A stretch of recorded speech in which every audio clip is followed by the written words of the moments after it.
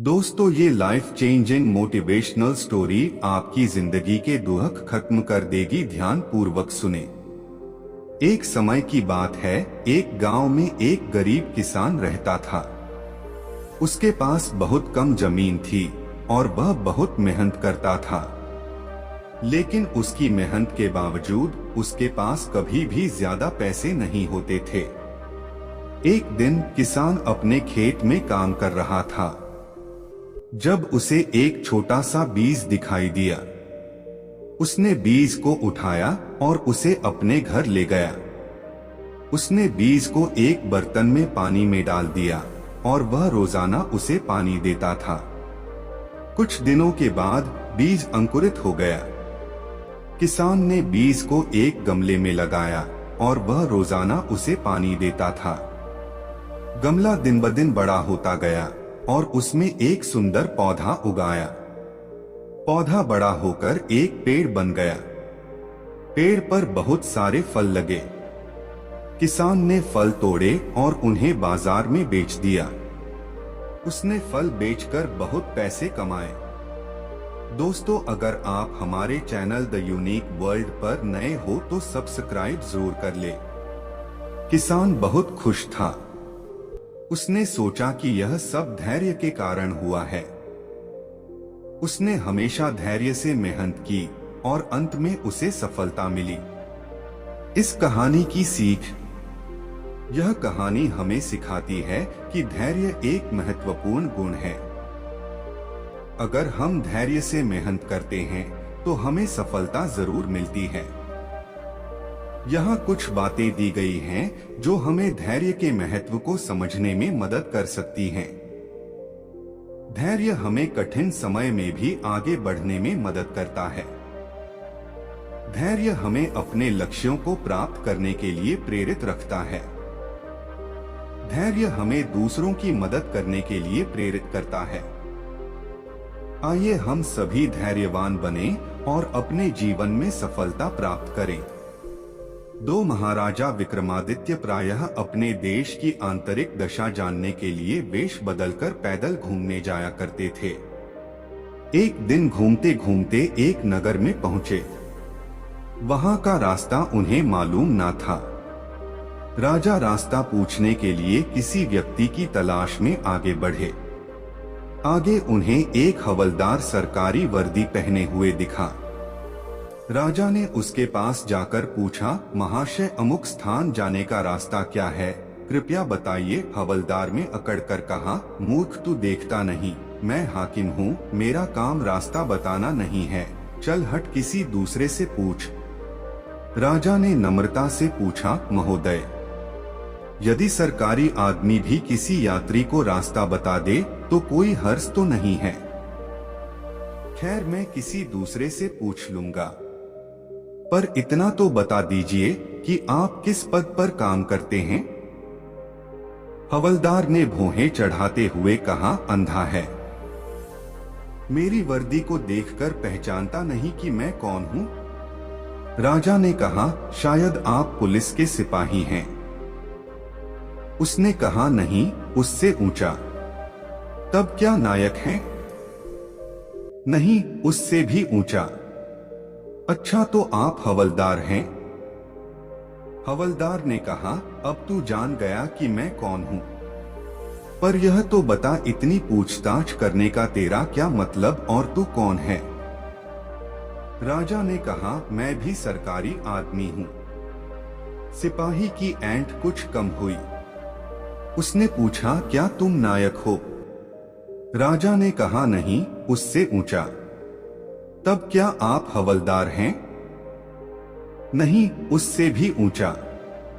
तो क्या दरोगा है? उससे भी ऊंचा। हवलदार ने कहा, तो क्या आप कप्तान हैं? राजा ने कहा, नहीं, उससे भी ऊंचा। सूबेदार जी हैं? नहीं, उससे भी ऊंचा। अब तो हवलदार घबराने लगा। उसने पूछा, तब आप मंत्री जी हैं? राजा ने कहा, भाई, बस एक सीढ़ी और बाकी रह गई है। सिपाही ने गौर से देखा तो शादी पोशाक में महाराजा विक्रमादित्य सामने खड़े हैं। हवलदार के होश उड़ गए। वह गिड़गिड़ाता हुआ राजा के पांव पर गिर पड़ा और बड़ी दीनता से अपने अपराध की माफी मांगने लगा। राजा ने कहा, माफी मांगने की कोई बात नहीं है। मैं जानता हूँ कि जो जितने नीचे है वह उतने ही अकड़ते हैं। जब तुम बड़े बनोगे तो मेरी तरह तुम भी नम्रता का बर्ताव सीखोगे। जो जितना ही ऊंचा है वह उतना ही सहनशील एवं नम्र होता है, और जो जितना नीच एवं ओछा होता है वह उतना ही ऐंठा रहता है। इसीलिए कहा गया है, विद्या विवादाय धनम मदाय, शक्ति परेशान परिपीडनाय, खलस्य साधोर विपरीत मेतक, ज्ञानय दानाय च रक्षणाय। अर्थात दुष्ट व्यक्ति के पास विद्या हो तो वह विवाद करता है, धन हो तो घमंड करता है, और यदि शक्ति हो तो दूसरों को परेशान करता है। वहीं साधु प्रकृति का व्यक्ति विद्या ज्ञान देने में, धन दान देने में और शक्ति दूसरों की रक्षा करने में खर्च करता है। एक समय की बात है, एक गरीब किसान का बेटा था जिसका नाम सचिन था। सचिन एक दयालु और अच्छा लड़का था। वह हमेशा दूसरों की मदद करने के लिए तैयार रहता था। एक दिन सचिन जंगल में घूम रहा था जब उसने देखा कि एक पेड़ सूख रहा है। पेड़ ने सचिन से कहा, मुझे पानी दो, मैं मर रहा हूँ। सचिन को पेड़ पर दया आ गई। उसने अपने गले में एक कलशी बांध लिया और पेड़ को पानी देने लगा। वह कई दिनों तक पेड़ को पानी देता रहा। आखिरकार पेड़ को पानी मिल गया और वह ठीक हो गया। सचिन को पेड़ पर बहुत खुशी हुई। उसने सोचा कि अगर वह एक पेड़ को बचा सकता है तो वह कई पेड़ों को बचा सकता है। इसलिए सचिन ने जंगल में एक पेड़ लगाने का फैसला किया। उसने एक छोटा सा पेड़ लगाया और उसे पानी दिया। सचिन ने हर दिन पेड़ की देखभाल की। उसने उसे पानी दिया, उसे खाद दी और उसे कीटों से बचाया। धीरे धीरे पेड़ बड़ा और मजबूत हो गया। सचिन ने एक और पेड़ लगाया, फिर दूसरा, फिर तीसरा। उसने जंगल में कई पेड़ लगाए। सचिन के प्रयासों से जंगल फिर से हरा भरा हो गया। सचिन के बारे में जल्द ही सभी को पता चल गया। लोग उसे पेड़ लगाने वाला लड़का कहने लगे। सचिन को अपने काम पर बहुत गर्व हुआ। वह जानता था कि वह दुनिया को एक बेहतर जगह बना रहा है। एक दिन एक राजकुमार जंगल में घूम रहा था। उसने सचिन को पेड़ लगाते हुए देखा। राजकुमार को सचिन की मेहनत और समर्पण पर बहुत खुश हुआ। उसने सचिन को एक पुरस्कार दिया और उसे जंगल का रक्षक नियुक्त किया। सचिन ने जंगल का रक्षक बनने के बाद भी पेड़ लगाना जारी रखा। उसने जंगल में कई और पेड़ लगाए। सचिन के प्रयासों से जंगल एक सुरक्षित और स्वस्थ जगह बन गई। इस कहानी की सीख। सचिन की कहानी एक प्रेरणादायक कहानी है। यह हमें सिखाती है कि छोटी छोटी चीजें भी बड़ा बदलाव ला सकती हैं। अगर हम सभी सचिन की तरह पेड़ लगाने का काम करें तो हम दुनिया को एक बेहतर जगह बना सकते हैं। छोटी छोटी चीजें भी बड़ा बदलाव ला सकती हैं। हमें पर्यावरण की रक्षा करनी चाहिए। हमें दूसरों की मदद करनी चाहिए। एक साहसी लड़के की कहानी। एक बार की बात है, एक लड़का था जिसका नाम शिखर था। वह एक छोटे से गांव में रहता था जो एक बड़े पहाड़ के नीचे स्थित था। शिखर बहुत साहसी लड़का था और वह हमेशा पहाड़ पर चढ़ने का सपना देखता था। एक दिन शिखर ने फैसला किया कि वह पहाड़ पर चढ़ने जा रहा है। वह सुबह जल्दी उठ गया और पहाड़ की ओर चल दिया। वह कई घंटों तक चढ़ता रहा और आखिरकार वह चोटी पर पहुंच गया। शिखर बहुत ही खुश था। उसने कभी इतना ऊंचा नहीं देखा था। वह चारों ओर देखता रहा और उसे बहुत सुंदर दृश्य दिखाई दिया। वह पहाड़ों, जंगलों और नदियों को देख सकता था। वह बहुत खुश था कि उसने पहाड़ पर चढ़ने का फैसला किया था। शिखर कुछ देर चोटी पर बैठा रहा और फिर वह नीचे उतरने लगा। वह बहुत सावधानी से नीचे उतरा और आखिरकार वह सुरक्षित रूप से वापस गांव में पहुंच गया। गांव के लोग शिखर के साहस से बहुत प्रभावित हुए। वे सभी बहुत खुश थे कि वह सुरक्षित रूप से वापस आ गया था।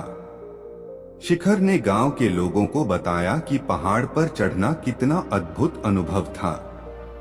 उसने उन्हें पहाड़ों, जंगलों और नदियों के बारे में बताया।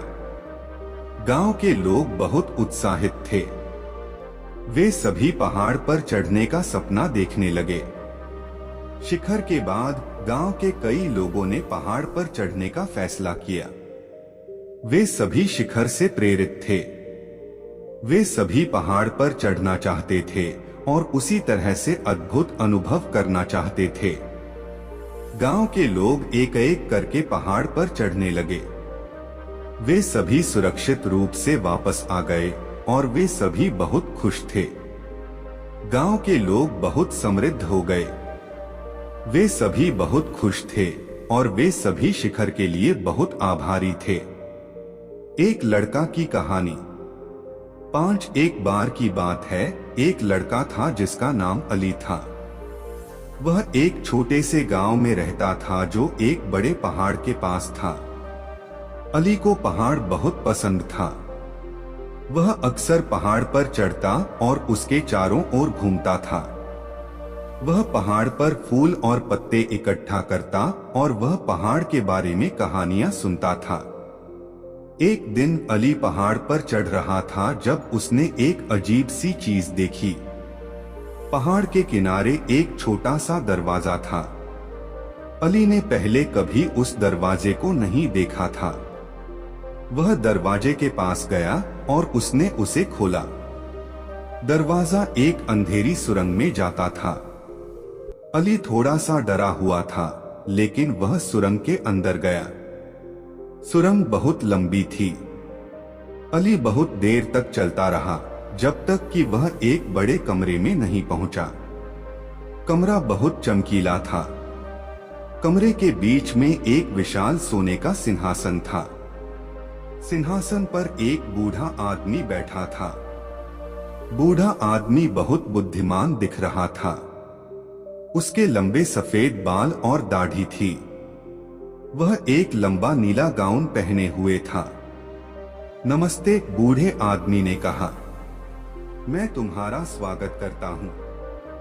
नमस्ते, अली ने कहा। मैं आप कौन हो? मैं एक जादूगर हूँ, बूढ़े आदमी ने कहा। मैं इस पहाड़ का मालिक हूँ। आप यहाँ क्या कर रहे हैं? अली ने पूछा। मैं तुम्हें यहाँ इसलिए लाया हूँ क्योंकि मैं तुम्हें एक मित्र बनना चाहता हूँ, बूढ़े आदमी ने कहा। तुम एक दयालु और ईमानदार लड़के हो। मुझे लगता है कि तुम मुझे बहुत खुश कर सकते हो। अली बहुत खुश था। वह हमेशा से एक जादूगर से मिलना चाहता था। अली और जादूगर कई सालों तक दोस्त रहे। अली जादूगर से बहुत कुछ सीखा। वह जादूगर से पहाड़ के बारे में भी सीखा। जादूगर ने अली को बताया कि पहाड़ एक जादुई पहाड़ है। यह एक बहुत ही शक्तिशाली जगह है। एक दिन जादूगर की मृत्यु हो गई। अली बहुत दुखी था, लेकिन वह जानता था कि जादूगर चाहेगा कि वह आगे बढ़े और एक अच्छा इंसान बने। अली ने जादूगर के बाद पहाड़ का मालिक बन गया। वह पहाड़ की देखभाल करता था और वह लोगों की मदद करता था। वह एक बहुत ही अच्छा मालिक था। अली और पहाड़ कई सालों तक साथ रहे। अली ने पहाड़ को बहुत खुश किया और पहाड़ ने अली को बहुत खुश किया। कड़ी मेहनत की फल। एक बार की बात है, एक लड़का था जिसका नाम पर्वत था। वह एक छोटे से गांव में रहता था जो एक पहाड़ के नीचे बसा था। पर्वत एक बहुत ही जिज्ञासु लड़का था और वह हमेशा पहाड़ के बारे में जानने के लिए कोशिश करता रहता था। वह अक्सर पहाड़ पर चढ़ता था और उसके आसपास की दुनिया का पता भी लगाता था। एक दिन पर्वत पहाड़ पर चढ़ रहा था, तभी उसे एक गुफा दिखाई दी।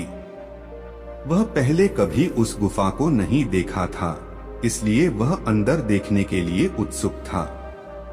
वह गुफा में घुसा और उसे एक अद्भुत जगह मिली। गुफा में चमकदार पत्थर थे और दीवारों पर अजीब अजीब चित्र थे।